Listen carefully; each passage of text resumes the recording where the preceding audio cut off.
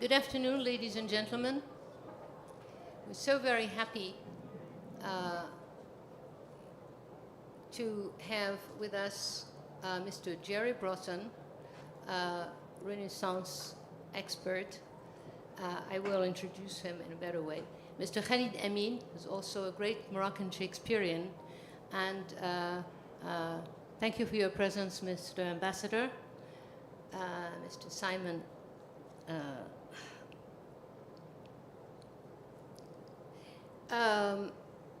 how the idea of having a panel discussion on Shakespeare and Morocco came to me.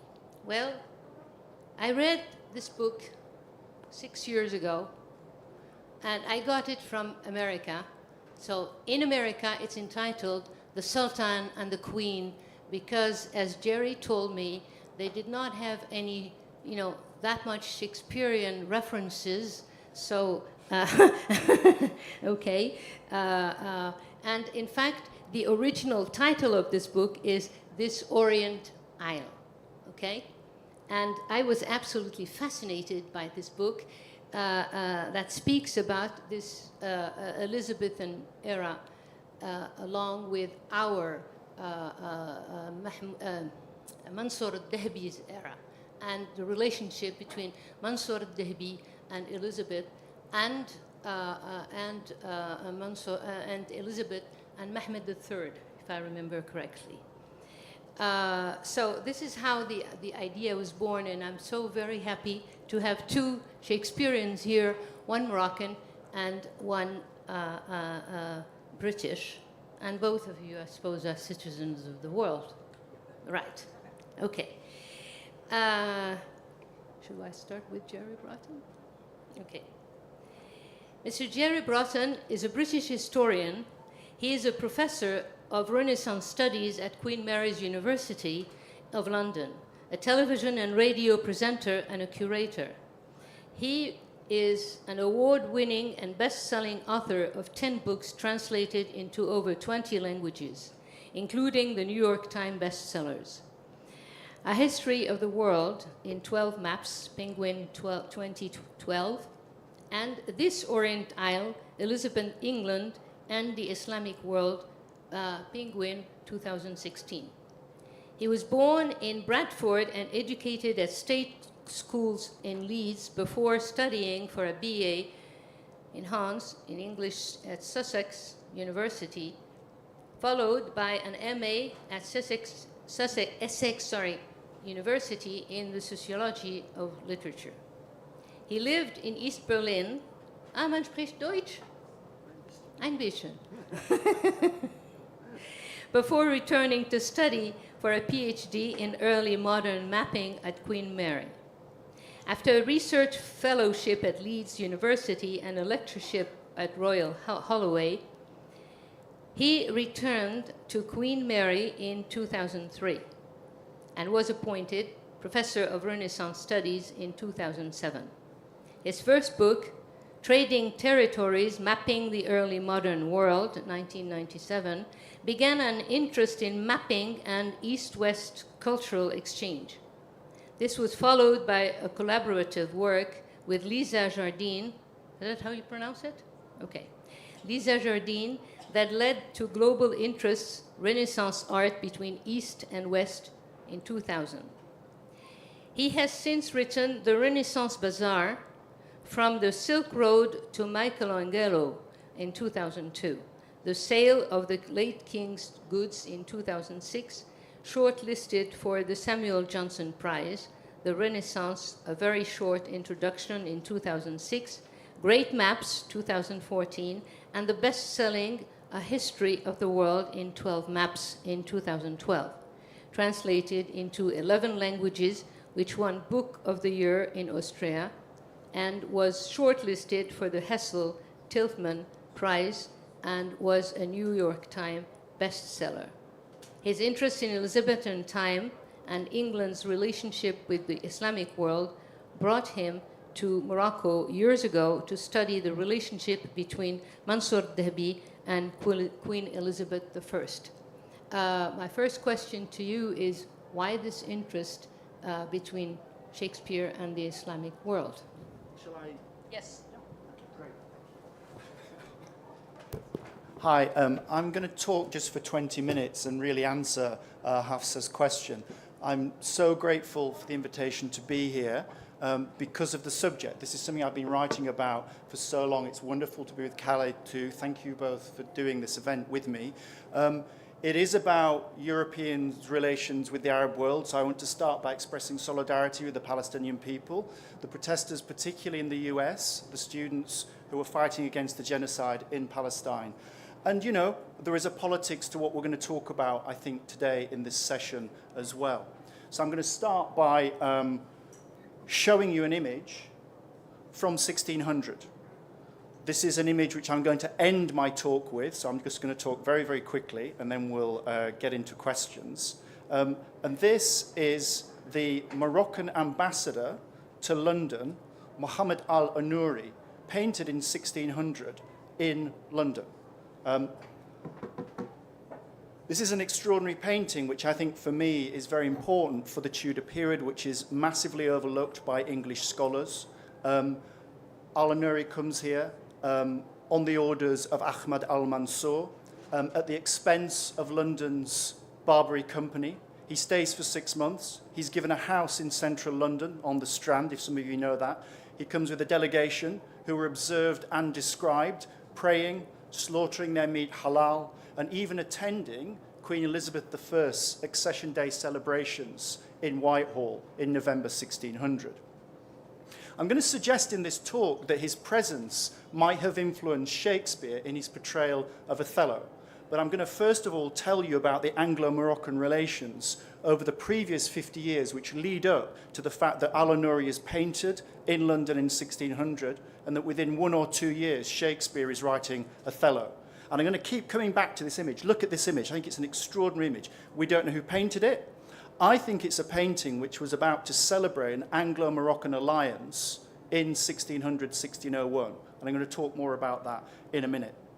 Okay, so it's really the culmination. This portrait is the culmination, as I say, of half a century of Anglo-Moroccan relations.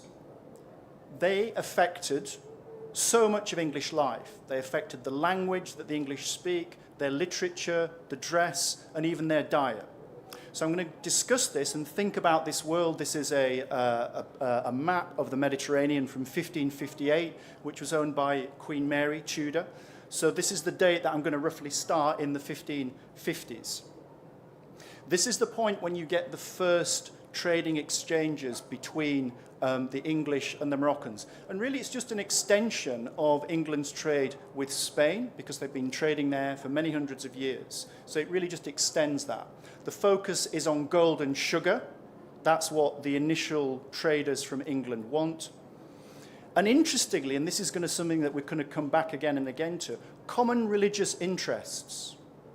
So one of the things that I talk about in my books is the way in which the Reformation in Europe that creates Lutheran Protestantism creates an interesting alliance with Islam, because Catholicism sees Islam and then Protestantism as heresies. They're heretical religious beliefs.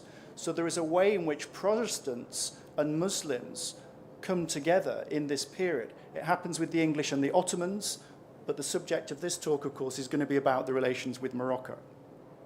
So what's interesting is that the early private English merchants are trading mainly cloth, but also weapons. They're trading munitions, English munitions, in exchange for Moroccan gold and sugar. By the early 1570s, there's around 30 private London merchants who are importing 250 tons of Moroccan sugar, which is each year valued at about £18,000. That's a huge amount in the 1570s. The imports from Morocco in this period were worth over £28,000. That's nearly twice the entire English trade with Portugal. Okay? So it gives you a sense of how powerful and how significant this trade is. It's not marginal and it's not peripheral. It's very, very significant. This is just an image of Marrakesh. It's a slightly later image. It's a Dutch print of the 17th century. So I'm just giving you this as a sense of the period. And as you know, the rise of the Moroccan Saadian dynasty in this period, Elizabeth I, Queen Elizabeth I, sent the first diplomatic representative from England to Morocco to the court of Abd al-Malik in Marrakesh in 1577. He's a guy named William Hogan. Sorry, I don't have a portrait. Many of the characters, of course, here are quite low-born, what we might call working-class figures. They're not rich and influential enough to have their portraits painted. So I can give you their names, but I can't show you always their portraits. I can with the aristocrats, but we'll look at those in a minute. What's interesting is Hogan travels to the Sardian court. He writes to Elizabeth and he says that the Sultan was well versed in reading the Old and New Testament Bibles. He says that al-Malik hates Catholics and would make a very good Protestant. Now, you know, this is of course a myth, but it's an attempt to get a religious alliance going between the two cultures. Hogan has a deal that the English will ship weapons and munitions to Marrakesh in exchange for Moroccan saltpeter. And the Moroccan saltpeter is for gunpowder. So the English are shipping arms to Morocco to attack Portuguese and Spanish Catholics, and the English are bringing saltpeter from Morocco to also attack the Spanish and the Portuguese. Kind of extraordinary sort of bridge between this apparent division between the cultures of East and West. Now, this is an interesting moment which means that that alliance doesn't really take off, and some of you will know this, and forgive me for moving across the languages, and I'll probably mispronounce some of the Moroccan terms here, but that's part of the story, I think, that we're trying to learn from each other and work out the common histories that we have together. Because what happens, as some of you will know, is in 1578, there's the extraordinary Battle of Alcazar Quibir. It's called the Battle of Alcazar in English, or the Battle of the Three Kings, more broadly. It's fought near Larache in August 1578. This remarkable battle leads to the death of the Portuguese king, Sebastian, who you can see here on the left with his dog, and the two rival claimants to the Moroccan Sultanate as well. It also leads to the death of the guy on the right, who's an English mercenary called Thomas Stukely. What happens, of course, as many of you will know from the Moroccan side, is Al-Mansur takes the Sultanate, but in Portugal it leads to this incredible power vacuum, which is filled by the Spanish who take over Portugal, and then Spain rules all of Iberia, and so becomes this massive Catholic power bloc, which is now ready to try and invade England. So the Battle of Alcazar Quibir, the details of it are more up here, give you a sense of how significant this battle is. And in European history, people just they ignore it. And it seems to me it's one of the most important battles of the 16th century. And it sets up what will become the relationship between Elizabeth I and Al-Mansur. It also leads to the foundation of, some of you will know this, the Barbary Company. So although there's been private trade between England and Morocco throughout this period from the 1550s, it's then established and formalized as a commercial company called the Barbary Company in 1585 with this man, Robert Dudley, the first Earl of Leicester, who's Queen Elizabeth's favourite, rumoured to be her lover, and he founds the company because he wants to get closer to Elizabeth, to extract the wealth of the Barbary trade, and to also annoy and frustrate the Spanish. He dies subsequent to this. And then we have this amazing moment, and I'm putting this slide up to show you this, and I want to speak in honor of Nabil Matar, who's the great Lebanese scholar who's worked on this material. So this is partly me, but it's also Nabil. Nabil Matar working in the archives here in Rabat and suddenly disclosing an exchange, particularly between the Elizabethans and Morocco, that we didn't know about. And one of the things that I'll talk about, you know, I don't speak Arabic. I wish I did. And there's a point where we can't go any further with that kind of work. I can't do this work any further because, as Edward Said would have said, that's Orientalism. So I cannot speak for the Moroccan tradition, but somebody like Nabil Matar, who bridges both sides of that culture, did this archival work. And he found some of this material, which I think is absolutely extraordinary. So the 1588 Spanish Armada, some of you will know, is defeated. Its attack on England fails. The Marrakesh English merchants in Marrakesh celebrate. They go out into the streets and celebrate the Spanish who are there get extremely irate and kill two of the English. And Al-Mansur arrests them and says, "What are you Christians doing? Fighting like this between you?" It's kind of extraordinary moment. What's also fascinating is that Al-Fishtali, who is Al-Mansur's court scribe and historian, writes about this, and he talks about Elizabeth I as Sultana Isabel. This is the first time that we hear a non-European commentary on Elizabeth I. And I love that she's described as Sultana Isabel. He describes Philip II, the Spanish Catholic ruler, as the enemy of religion, the great infidel. And according to Fishtali's account, he says, the Armada approaches the English coast, and then a sharp wind destroys it. And Nabil's made the point that this phrase is taken from the Quran, which describes a divine wind which comes and scatters the people of Ad. Now, what's interesting is that the Protestant English then create this commemorative medal that you can see here on the left, which uses exactly the same language. So the Latin phrase here shows the scattering of the Spanish Armada, the great English victory, and it says God blew, and these were scattered, the forces were scattered. So I think it's an extraordinary moment where you see this connection between the Islamic tradition and the way in which Fishtali is describing the description of the Armada, and also how the English are responding too. What's fascinating about that is that Ahmad al-Mansur is then convinced that he should work militarily with Queen Elizabeth.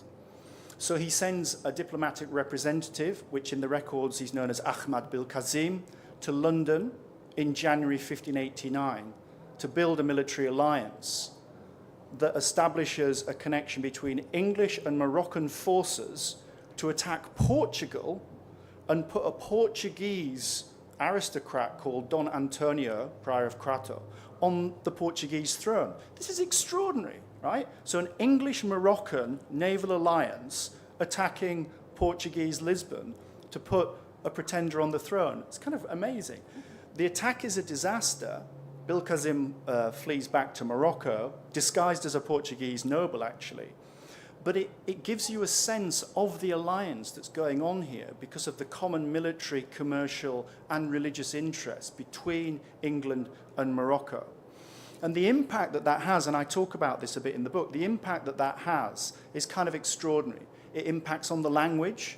So if you look at the Oxford English Dictionary, words that are really coming also from connections with the Ottoman world, but also from Morocco, enter the English language. Sugar, candy, crimson, turquoise, indigo, tulip, turban, even zero.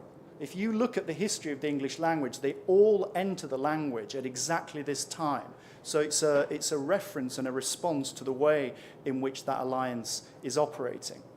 It also affects the English drama. Now I'm going to talk more about that. So the impact that a whole generation of these alliances and exchanges have had with Elizabethan drama, and then with Shakespeare.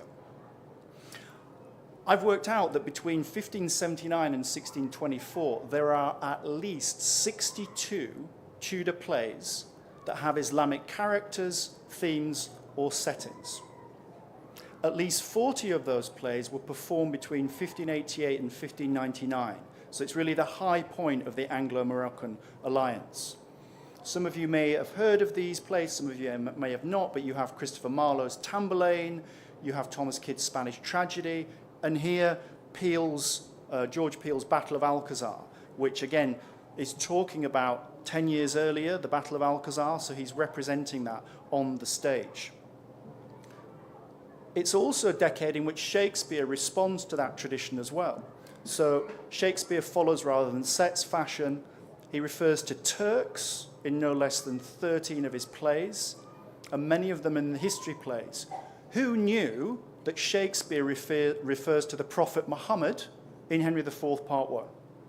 Okay. Nobody reads Henry IV, Part 1, Henry VI, Part 1, so that's why nobody knows, but he does refer to Muhammad's dove in Henry VI, Part 1. He also put some more on stage, and here is a representation of a drawing of a play from 1594 called Titus Andronicus, and one of the characters is Aaron the Moor. And this is a drawing from the period called the Peacham drawing, which, as you may be able to see on the right, as you're looking at it, shows the figure Aaron the Moor, racially very, very marked. And he is indeed seen as the agent of chaos and destruction. But it is interesting that he has a line at a certain moment in the play where he says, "Is black so base a hue?" Which is saying, am I really so terrible because I'm black? So it's interesting that that's just a voice that is there and is responding to the fact that Bil Kazim comes to London in 1589-90, and within a couple of years Shakespeare is writing Titus Andronicus. Just a few years later, we have another Anglo-Moroccan exchange, another ambassador who comes in the mid-1590s. And what do you know? The Merchant of Venice, a play that we often see being about Judaism and the representation of the Jew, but has the Prince of Morocco, who is one of the suitors to Portia. And we can talk about this afterwards, but you can just see here, Morocco comes in and says, don't despise me, don't hate me because of my complexion, because I'm black. And Portia says, good riddance to him, a gentle riddance, draw the curtains, let all of his complexion choose me so. So he doesn't win a hand, and she comes out with this deeply racist comment, says, forget him, not interested. So it's an interesting moment that you've got Aaron the Moor in the early 1590s in response to one Moroccan visit. You then have Merchant of Venice in the mid-1590s, which is a response to a second visit. And then we end up, and I'm going to talk now just very briefly about Othello. Seems to me, if you think about the history I've just told you, it's no mistake that you have Shakespeare responding now with a play which unites what we've seen with Aaron the Moor in Titus Andronicus, who's an evil Moor, he's a blackamoor, and then Prince of Morocco in Merchant of Venice, who's a romantic figure. Shakespeare then, I think, draws the two of them together to make an even more ambiguous and highly ambivalent figure in the representation of Othello. This is here the first quarter, which is from 1622. We usually date the play to around 1601, 1604. I'm going to date it to about 1602, and you can see why. I think that Shakespeare, I'm not saying that he met al-Anuri, but I'm saying that the whole history of the Anglo-Moroccan alliance and the way in which he's been experimenting with figures of Moorish descent, like Aaron, like the Prince of Morocco, leads you then to a figure like Othello. And I must end now, and we can talk about this afterwards, but I'm just putting up some pieces here from the text if you know it. And it's the way in which Othello talks about himself, and he talks about being sold to slavery, of my redemption thence, importance in my traveller's history. Hey, this is hard even for English language speakers, right? Okay, so what I'm pointing out to you is Othello is here saying that he's a convert to Christianity from Islam, okay? So we talk about him as black, and we think about him within the recent history of racism, and that's absolutely right, but we should also think about him as a convert from Islam to Christianity. And therefore the anxiety in the play is as much about his religious belief and the fact that he has turned from one religion to another as his race, which is a much later moment. Top right, you can see there's this great bit in Act 3, Scene 3, where he metaphorically compares himself to a Turk. So he moves from being a Moor to a Christian to a Turk, and we'll talk about this later. Bottom left, I just give you the bit of Desdemona. Desdemona, towards the end of the play, compares herself to her mother's maid, who's called Barbary, the Barbary serving maid. It's a slave name. She's comparing herself to a Barbary black slave. So isn't it amazing that with the end of the play, you get Othello comparing himself to a Turk. He reminds the audience that he's been in Aleppo and that he stabs a Turk, and he's stabbing himself. He ends up at the end of the play being a Turk. Desdemona ends up being a Barbary maid. Toni Morrison did a wonderful short play about this, imagining how Desdemona would talk in the afterlife to her Barbary serving maid. So you can get the ambiguity here, the complexity of what's going on in the drama of Shakespeare, based on these long, long histories of the Anglo-Moroccan alliance. I'm going to finish now, and I'll pass over to Khalid, and we can talk about it all later. Thank you.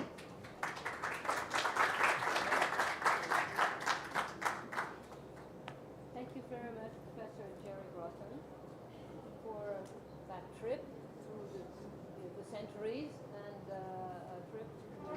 trip between, sorry, a trip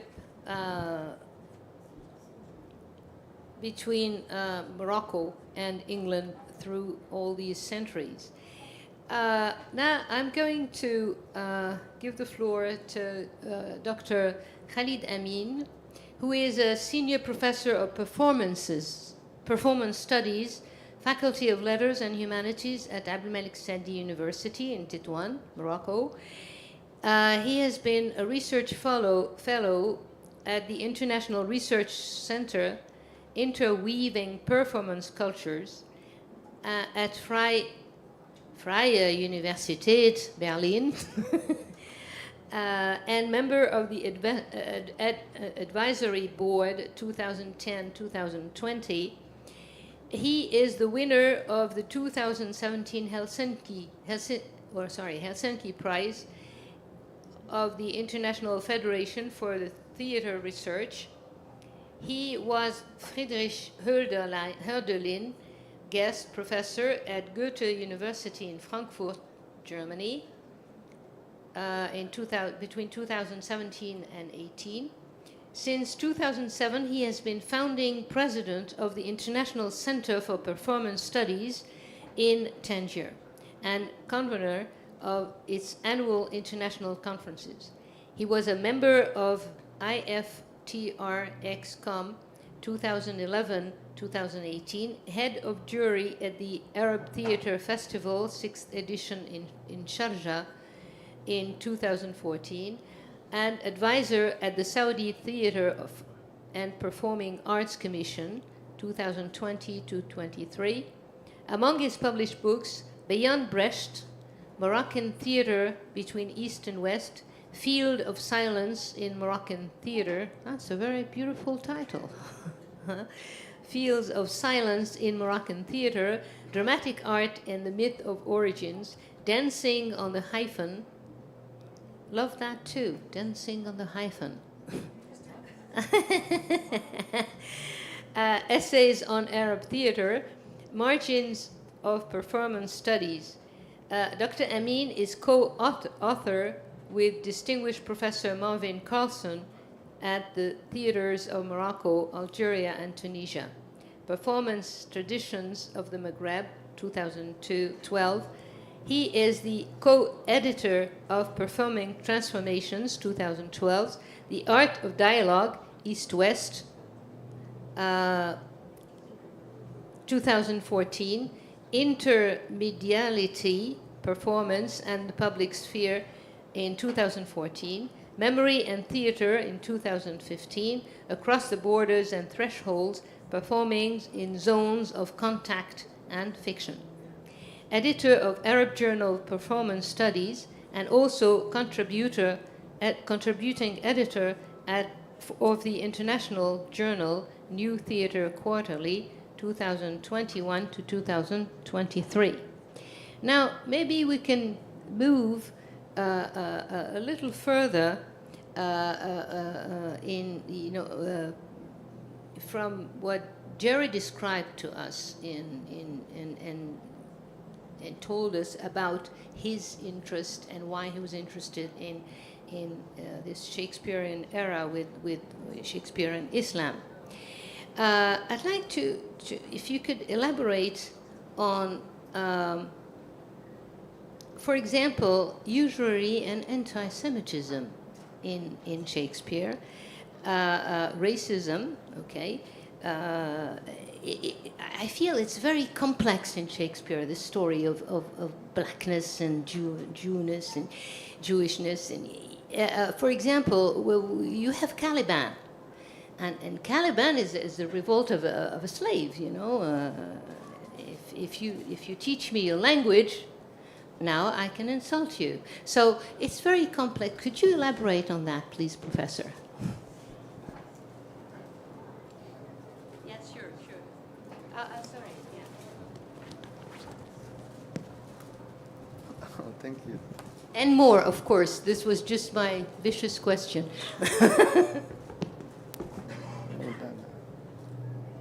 Thank you very much, Professor Hafsa. Yeah, for this very intriguing question. I'm extremely happy to be here with you and extremely happy also to share the panel with Jeffrey. You know, we share also, besides the interest in Shakespeare, two locations. One is, you know, Essex University. I did my master with Peter Hume and Francis Barker, you know, exactly in the sociology of literature. And also we share another location, which is East Berlin. You know, I just love this city of thriving, you know, performing arts. So, yes, and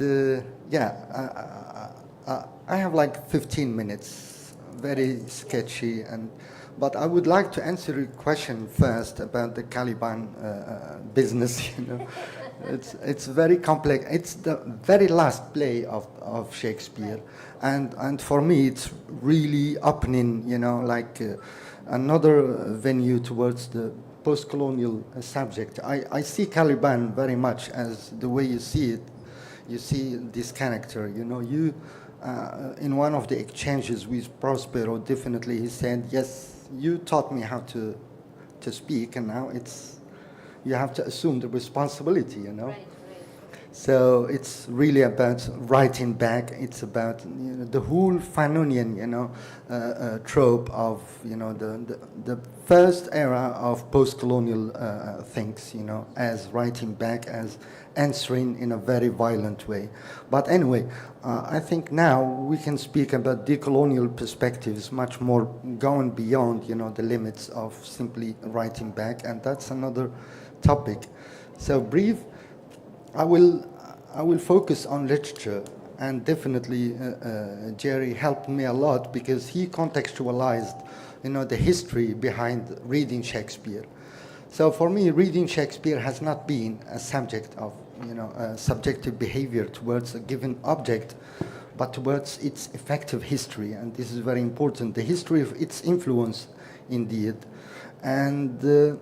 Behind every act of reading or rewriting Shakespeare, there is a whole unconscious, including, you know, a historical unconscious. So the reception of Shakespeare in Morocco and the Arab world has been informed by a huge repertoire of criticism with stratified, you know, I would call them very simply, you know, discursive formations. Such rereadings and rewritings strive to negotiate a space and sometimes come to terms with the Shakespeare myth. You know, sometimes consolidating this myth, but other times too, you know, it's like contributing to the demystification of this myth. And this is very interesting with works like, you know, Otaylu al-Khaylu al-Barud by Abdulkarim Barshid, and other, very recently, Abdul al-Hawas, Waiting for Othello, etc.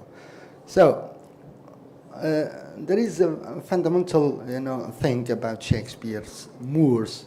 So who is this Moor, this figure?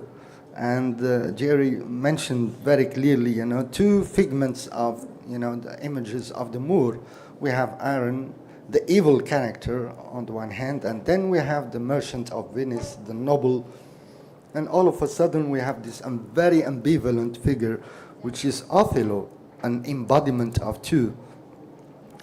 So the Moor as a figure of duality in the Elizabethan England, and particularly in Othello, for example, looking back at the historical and cultural context of Elizabethan England, particularly the period of 1604, when Othello is believed to have been written and first performed, we encounter this fascinating and complex portrayal of the Moor. So the figure, as I said, stands as a sublime cultural other, arousing both fascination and fear, and this is very important within the Elizabethan audience. So of course we can speak here about captivity narratives, we can speak about piracy, or jihad bahri from our perspective, you know. So it depends from which perspective you see it. So piracy is from the Portuguese and Spanish, and of course from here, it's called Jihad Bahri, which is a sacred war rather than, you know.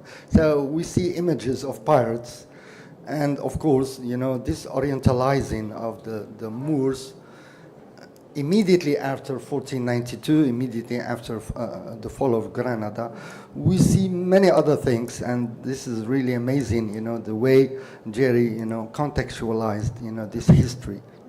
So Shakespeare's interest in the Moor is evident throughout his works. References to Morocco, like a key North African nation associated with Moors. And Moors are not simply Moroccans, but they are Andalusians, Moriscos, and many other entities, of course. And we can have a conversation about this. This references to Morocco appear 60 times, according to Margaret, for example, and Robin Bedouin. And this fascination extended beyond Shakespeare with playwrights like John Martins and John Webster, John Fichter, and Philip Messenger, and many others, actually, John Dryden, Seatle, etc., and Congreve, Thomas Grattan, etc. The duality of the Moor, the widespread presence, for example, of the Moor on the Elizabethan stage, suggests a deep cultural preoccupation with this figure. So, however, the portrayal of the Moor was not monolithic, as I already mentioned. So the Moor embodied a fascinating duality, an object of both desire and fear. So we have the example here of an allure of the exotic. North Africa, often associated with Moors, represent the threat of the other, the Moor as a racial and religious outsider. And of course here the racial and religious outsider is extremely an interesting combination. This question of blackness, for example, because Othello is stigmatized because of his color. Even that he is represented in Shakespeare as a Christian convert, but also themes of the impossibility of conversion is really embedded within the play. And particularly, when you read carefully, what happened during the Tudors and, of course, with the Vatican and the other side of Europe, it's like, another Brexit that happened a long time ago. So the threat of the other, the Moor as a racial and, of course, religious outsider embodied the anxieties associated with the other, the expansion of the Ottoman power, and the ongoing conflict with Catholic Spain fueled a sense of vulnerability and a need to maintain rigid social order. So this dangerous Moor, or Moors, were very much often portrayed as figures and unchecked passion and violence. So, for example, Othello, he's good insofar as he's tamed in terms of religion, he's a Christian convert, but all of a sudden there is a wildness deeply set, inside him that will show up at the end of the play. So, there is Iron, there is the Prince of Morocco, and there is Othello. So Othello perfectly captures this duality that I was talking about, associated with the Moor. He is respected as a military figure and leader, of course, admired for his skills and bravery. His captivating history and exotic background attract Desdemona, and particularly his skill of storytelling. He's a very good storyteller, and definitely, this captivating and magic spells also, and magic hypnotic fields of storytelling, and this shows clearly that Shakespeare was aware of many other writings coming from this part of the world, including Leo Africanus, the history of North Africa, including the mobility of the 1001 Nights. And also, I was part of an opera just recently called Zarqa al-Yamama in Saudi Arabia, which is the biggest Arab opera, it's an international collaboration.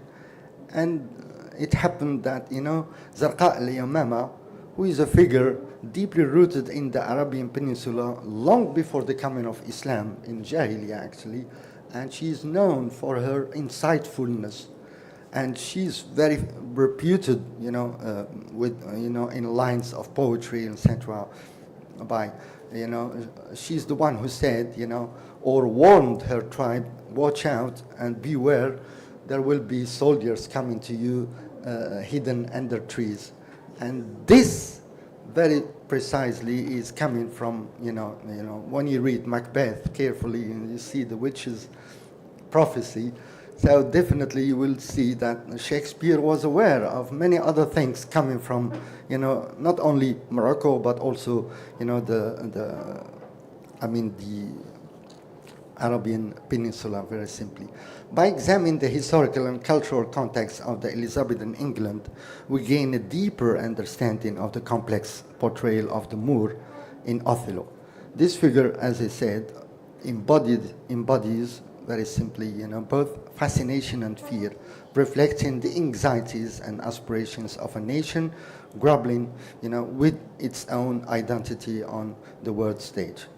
So we can read, Kim Hall and Emily Bartels and also Anya Lumba, the post-colonial Shakespeares, to read more about this. The historical context, briefly, the alliance fueled by trade, as already mentioned by Jerry, and shared enemy, which is quite interesting, evolved over the century while facing challenges, and it remained relevant until the mid-17th century. So we can speak about the early trade, and between 1541, 1580, and then another phase, which is 1578, 1589, England's Queen Elizabeth I and the Moroccan Sultan exchanged diplomatic missions, and they even called each other sister and relative.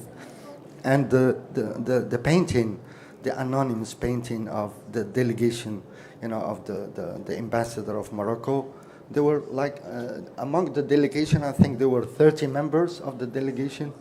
And what interests me is the visibility of this delegation in central London. So you can imagine, the rituals and things like this. So, of course, maybe, we are not sure actually, maybe, Hanun visited the globe at that time, or we are not sure whether they were in theater or not, but definitely they were very much visible.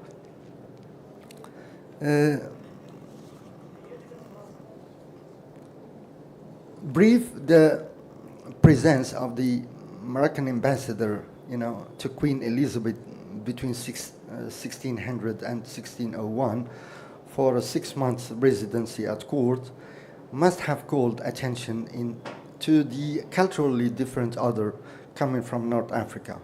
So definitely in the 800th anniversary of Moroccan-British Relations Conference, Excellency, British Ambassador Alderton,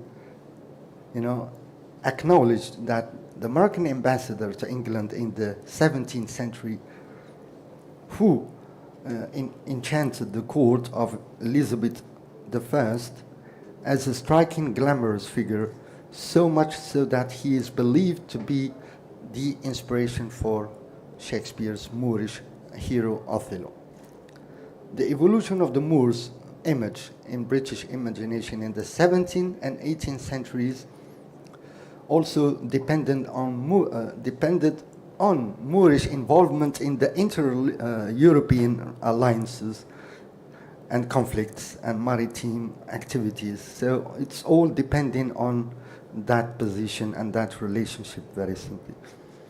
With the development of the British imperial projects, Morocco, as an exemplary instance of Barbary land, became a recommended commercial, diplomatic, tourist, and exotic destination for many British citizens. So Shakespeare most likely began writing Othello the next year and performed it for the first time in 1604, very simply.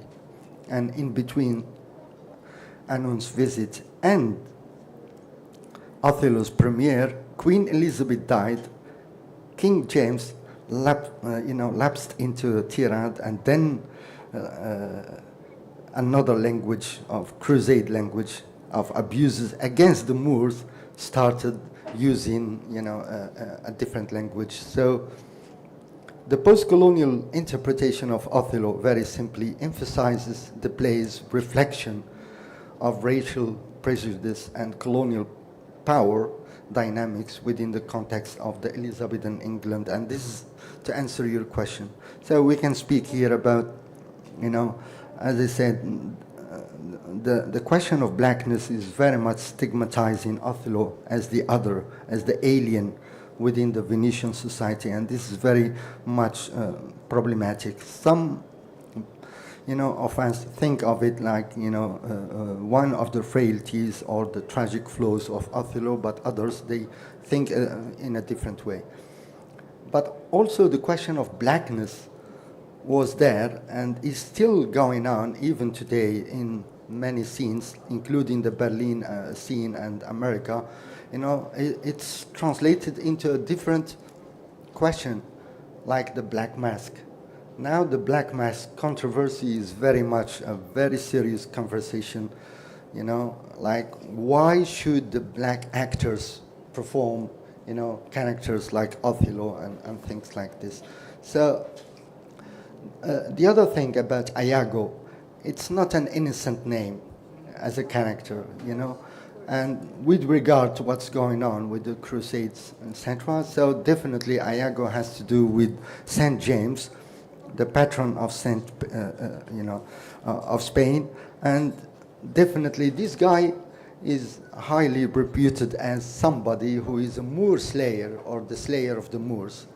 So it's not an innocent thing that, that particular character called Iago is the one who should be there in order to, to create this downfall of Othello. I think I'll stop here. I can mention only, two plays, maybe Abdulkarim Barshid's Otayl al-Khayl al-Barud, Otayl, Horses and Gunpowder.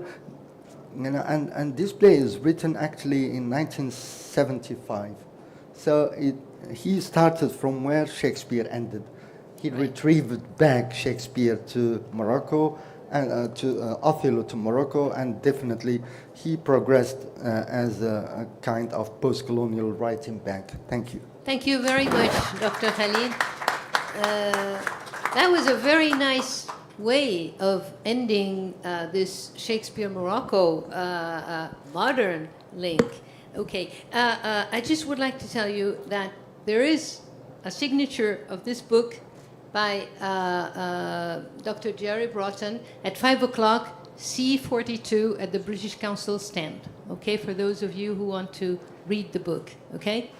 Well, I thank you very much. I couldn't stop these two eminent professors, so if you have any questions, I'll go directly to the public for questions. And thank you, Mr. Ambassador Simon Martin, for being with us today.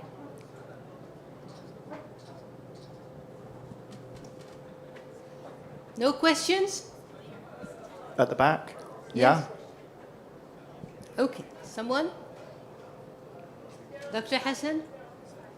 Well, anybody? Microphone to people?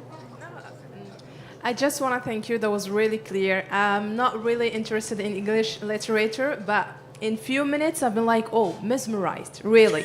So thank you so much. There is a new fan over here of you. Thank you so much. Thank you. So both of you and Miss, thank you so much for being here. Thank you. Thank you. Thank you. Anyone else?